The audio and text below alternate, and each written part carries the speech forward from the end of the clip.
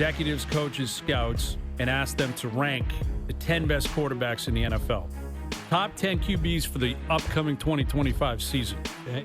All right, Jonas, you want to guess? Yes, I made my own top 10. You want to start at 1 or get down to 10? How are you going to do this? Which do you want me? Do you want me? I think we all know, like, as you get higher up, we know the names. So why don't you start at 10? Okay. Jaden Daniels. Okay. He's on the list. He's not at number 10. He's number 10. 9, CJ Stroud. Stroud is not on this list. Okay, I was worried about him. He had a down year last year. Matthew Stafford, 8. Stafford is on the list. Okay. He's not at number 8 on this, but he's on the list. Justin Herbert. Herbert's on the list. Oh, no, where's 6? Jared Goff. Goff is on the list. Number 5, Jalen Hurts. Hurts is on the list. Number 4, Joe Burrow. Burrow's on the list, and I believe Joe's at number... No, he's not. Okay. Lamar, number 3. Yeah, Lamar's on the list. 2, Josh Allen. Of course. And 1, Patty. Patrick Mahomes. All right. And now, wait, can I tell you, these are my here's what honorable I'll say. mention. CJ Stroud is the only one you missed. Stroud is not on Okay, it. so... Who do you think is in? So these were the candidates. I think this is wasn't going to sure surprise about. you, but Okay. go ahead. So I was debating between Dak, Purdy, your boy Baker Mayfield, Sam Darnold, Caleb Williams, Geno Smith. Who are you going with? I'll give you one trade. Stroud out. Who's in? You did name him, one of those guys. Purdy. Baker Mayfield. Baker is number Wow. 10 on the list, which I find fascinating. Wow. We were just talking about Alec Manoa. Like, you talk about a guy, first overall, Brought Cleveland. him in mid-season. Get out of here. Carolina. Yeah, they punt him out of there because Deshaun Watson's got to come up. And since he got down to Tampa, this guy has been a beast. Yeah. Like, he has been a beast. They make the playoffs the last 2 years. He's been consistently good. He's fearless. He's got courage, moxie. man. He's a gunslinger. I love Baker Mayfield, man. I got to be honest. I love Baker. So Baker's at 10. Okay. Baker's at 10. Jalen Hurts at number 9. Wow. See, I So- thought I had him a little low at 5, but that's interesting. Nine to me is giving too much credit to the rest of the team, even though they're a great team. They just won the Super Bowl, but just taking too much away from him. Yes, they have a very good offensive line. Yes, they have great weapons. They got a great defense, but Hurts can play, man. Like, he's a leader. He can play. You get him at the goal line. The guy is... But his appeal feels more, he's going to run, he's going to scramble. Yeah, and I think... As a pure quarterback, I understand that. Get it. And that's probably why he's at number 9. Because I think scouts would look at it and say, not as good in the pocket, not as pure of an arm, doesn't trust maybe the way he reads defenses as much as other players. Yeah. So I get it, but he's been to 2 Super Bowls. He just won one. He won a Super Bowl MVP. They win a lot of games every year. He's a really good player. Yeah. Like, yes, he's a product of his environment to some extent, but everybody is. but let's keep going through Okay, the list. Jalen Hurts at 9, Jared Goff at 8. Same thing. Goff over Hurts is fast. But that's the thing. Like, Goff is in a great position in Detroit. the best. Maybe the best O-line in the league. 2-back system. Weapons everywhere. Yeah. But Great coach. But if I Ben asked Johnson you, is OC. so pretend like the Packers can just have Goff or Hurts. Who would you take? I think he might take Goff. Honestly, it's crazy. I might, but here's why I take Hurts. Okay. What scares me a little bit about Goff is his splits. Like, he's in Away a dome. from Yeah, he's on Detroit? turf. Sure. Started his career in L.A. Like, I don't know what he's like in the elements outside. Hurts in Philly, he gets it done outside. Okay. So if you're asking me as a Green Bay fan, I think I'd take Hurts. He's younger too. Okay, Jared Goff at 8. These are the top 10 quarterbacks in the NFL according to GMs, coaches, and scouts, courtesy of ESPN. Number 7, Justin Herbert. Okay. That's where I had him. I think that's appropriate, but like, he's got to start winning in the playoffs. Yeah, the talent Like, he's got to start performing. is more than the result. Yeah. But year 2 with Harbaugh there, like, they have a real chance, I think, to keep growing. Like, so Herbert at 7, Stafford at 6. Wow. Matthew Stafford. Now, I know Luke Wilson will agree with this. Luke is his biggest booster. Luke played with him for a short period of time in Detroit. He said you wouldn't believe the way this guy slings it.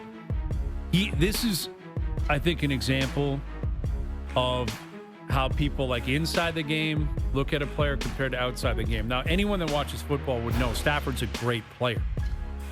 But I think within the game, he's perceived as like this masterful quarterback because he can sling it. He's tough. reads defenses Well, well. and if you had a game you need to win, And he's a winner. he's going to be like one of your 5. Won a Super Bowl, yep, for sure. And he's tough. Like, he takes hits, and he's tough. So Stafford at 6. Jaden Daniels at 5. Wow. So his That's rookie year was 5. so phenomenal, but I am skeptical of a second-year quarterback.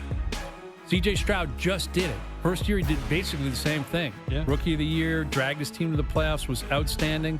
Second year, took a big step back. Now, Daniels in the playoffs was so good, though. Yeah. That's what leads. And he's accurate. Yes, man.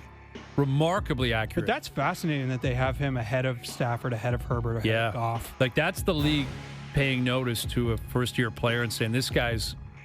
Like, if you're the 5th-ranked quarterback in the league, you could win an MVP, and no one's surprised by that. That's effectively what they're saying. Like, if the 5th-best quarterback in the league based on rankings in July wins an MVP, no one's surprised. Mahomes won it his second year in the league. Dan Marino won an MVP his second year in the league, but it's very, very rare for a young quarterback to do that. Check the odds on FanDuel. I'll bet you he's around 5th. Because we all know the 4 guy. 15 to 1, 20 to 1, something like that. Look that up, guys. Yeah, look up what Jaden Daniels' MVP odds are on FanDuel. So I wonder we're if they're at 4 shorter now. than that. Okay, so now this is where everyone knows Mahomes, Burrow, Allen, Jackson. Like, those are the 4 guys. Clearly the Mount Rushmore of modern football. Lamar at number 4. Yeah. They have Jackson at 4. You'd agree with that? Yeah. Yeah, I'd have Joe Burrow at 4. I just trust Burrow a little more. Yeah. But the injury stuff and The injuries. He's also got the best weapon. Yeah. Like Jamar Chase, of the all line these other is guys. always I know, crap. that's true. He got hit hard last year, and their defense was garbage. Awful. You can't go wrong with any of these guys. Yeah. Jaden Daniels plus 750 to win the MVP? Wow. So are the 4 other quarterbacks ahead of him? Yeah. Throw on your mic there, Ryan. Go ahead. There we go. We have Lamar Jackson plus 500, Patty Mahomes plus 600, Josh Allen plus 600, and Joe Burrow also plus 600. Wow. So Lamar is favored at 5 to 1. He's in it every year. Yeah. It's interesting that Allen, Burrow, and Mahomes are all tied 6 to. I guess how could you separate them? I feel like Casey's going to be better this year. Well, let's continue with this list. So Lamar Jackson at 4, Joe Burrow at 3, Yeah. Josh Allen 2, Patrick Mahomes 1. Yeah. That's right. That's right. fair. Like, for me, Mahomes still holds the crown. I know statistically his numbers weren't great last year, relatively speaking, but he's done it all during the regular season. He's thrown for 5,000 yards. He's thrown for 50 touchdowns. He's won multiple MVPs.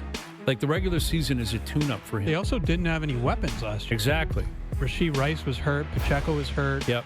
Kelsey's old. Yeah, Kelsey during the regular Hollywood season Brown isn't much. didn't play. Right. Like, who is their best receiver? And their line wasn't great. Yeah. Like, their interior line's okay. Their tackles weren't great. He got hit at times last year. His completion percentage was the best of his career. So, like, for me, Mahomes still clears all these guys. It's a little, The debate's at it's 2. like a Brady, Manning, Josh Allen thing. Do you think Allen is who? Peyton Manning? Peyton Manning. I don't think he's as good as He's Peyton not as good was, as though. Peyton, no. Like, Peyton won 5 MVPs. Yeah. Peyton is Peyton was like, all-time, you could argue the greatest quarterback ever. yeah. I wouldn't, but you could. Josh Allen's not in that category. You know who's nowhere close to this list? Jordan Love.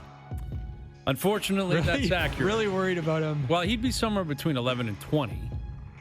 Yeah. So he's not better than Dak. Same ballpark. Purdy. Yeah. Purdy, we'll see with Purdy, man. Okay. You talk about a guy who had best offensive line, best weapons, Shanahan as his coach. Okay. Purdy, I don't know if he's better than Jordan Love. Darnold. I'm taking Jordan Love. I think Darnold Love's- had 1 year. Love's upside is higher than Way more. Darnold had. Let's see what he does in Seattle. Okay. He had 1 great year in Minnesota. I'm not convinced Sam Darnold has now arrived and he's here for good. I'm not convinced of that at all. Caleb Williams. Love, but Williams has a real potential this year. Like with Ben Johnson now, they've improved their offensive line.